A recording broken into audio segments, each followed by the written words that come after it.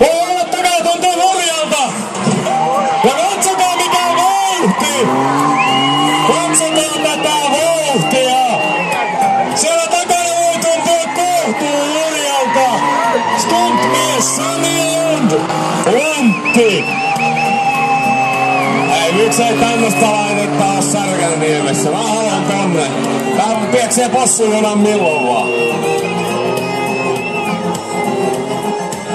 Ja Jarno on siellä keskellä katsomasta, miltä se meno näyttää. Näyttää hyvältä. Sami on ajanut autolla ennenkin. Se oppi ajamaan autolla niin kuin oppi kävelemään. Polkupuolella se oppi ajamaan sen jälkeen, kun se opetteli ajamaan autolla kaularenkaalla. Ja katsokaa, Jarno pitelee keulaa, että koita nyt mies pyöriä. Joka voi muuten palaa, niin se pitää normaalisti vetää seinää vasten, mutta meillä on nyt tää Jarno täällä. Kenen vasta voi ottaa kuvia.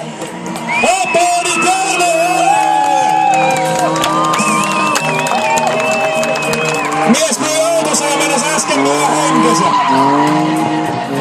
Jarnosta tulee isona liikenteen jakaja. Mahtavaa! Katsotaan tätä meininkiä. Kyllä on hieno kyyti. Annetaan vaan ääntä sinne. Tässä on jälkeen pelkkää showmeininkiä. Ihan puhtaasti iloisen viihdyttämiseksi. Näettekö te paljon täällä tehdään töitä teidän takia? Voin sanoa, että jos on samanlainen allerginen tulla takana, jos ehkä kaikista otollisin paikka istua.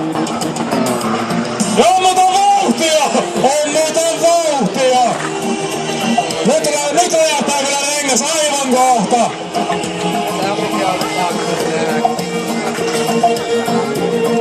Nyt sitä kättä ilmaa, siellä kumikin räjähti!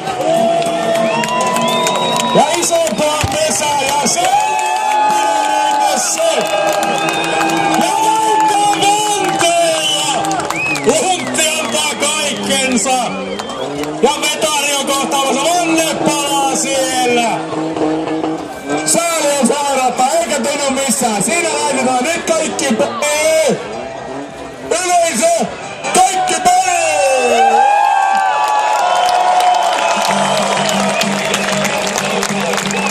mahtavaa meininkiä!